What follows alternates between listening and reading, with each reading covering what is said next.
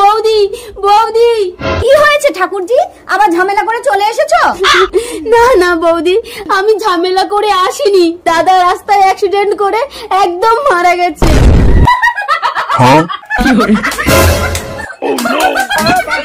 বৌদি তুমি কি পাগল হয়ে গেলে? দাদার মৃত্যুর সংবাদ শুনে তুমি হাসছো? রুকো যারা। এই জন্য বলি ঠাকুরজি, যে কোনো জিনিস ডবল বানিয়ে রাখতে হয়, তাহলে একটা শেষ হলে আরেকটাকে কাজে লাগাতে পারবে। বৌদি তুমি যে দুটো স্বামী ধরেছো, দাদা সেটা জানতো? তোমার দাদা যদি জানতো তাহলে ও মরার আগে আমাকেই মেরে ফেলতো। স্বামী তুমি মরনি? এই তোমার চালাকি ধরার জন্য আমাকে অ্যাক্সিডেন্টের নাটক করতে হলো। তুমি বোনের বরের সঙ্গে লাইন করে তার সংসারটা নষ্ট করছো।